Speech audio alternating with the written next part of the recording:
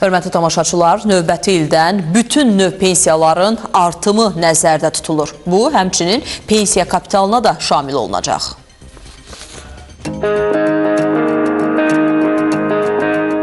Gələn ildən pensiya kapitalı artacaq. Hətta məbləğin bəzi vətəndaşlarda 3000 manatı keçəcəyi də istisna edilmir.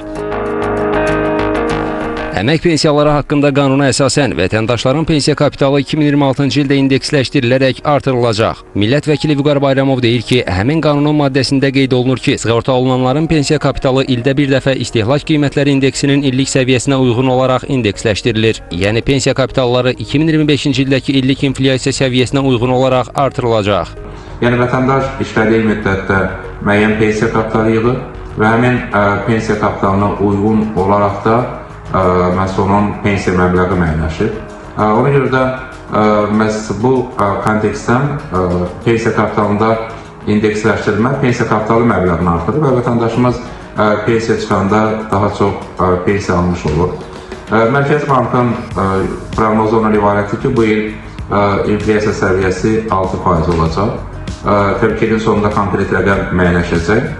Bu demək ki, əgər Mərkəzi Bankın proqnozunda ciddi kənarlaşmalar baş verməzsə, o zaman pensiya kapitalı da 6% indeksləşdirilərək artırılacaq. O vurğulayıb ki, bu halda əgər vətəndaşın 50 min manat pensiya kapitalı varsa, onun vəsaiti gələn il təxminən 3000 manat artırılacaq. Və bu təbii ki, indeksləşdirmə hər il həyata keçirilir. Bu məqsəd ondan ibarətdir ki, pensiya kapitalını inflyasiyanın təsirindən qorumaq mümkün olsun.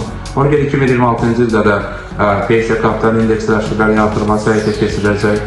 Bu da təbii ki, pensiya kapitalı və xüsusən də daha çox yığım olan vətəndaşlarımızın pensiya kapitallarının qiymət artımlarının qorunması və onun reallığının qorunması baxımından vacibdir. Çünki nəticə etibarən bu pensiya kapitalında artımları və bu artımlar nəticəsində isə vətəndaşımızın pensiya yaşı tamamlanan zaman daha çox pensiya almasına gətirib çıxaracaq. Millət vəkili vurğulayıb ki, yanvarın 1-dən təkcə pensiyalarda da artımlar olacaq.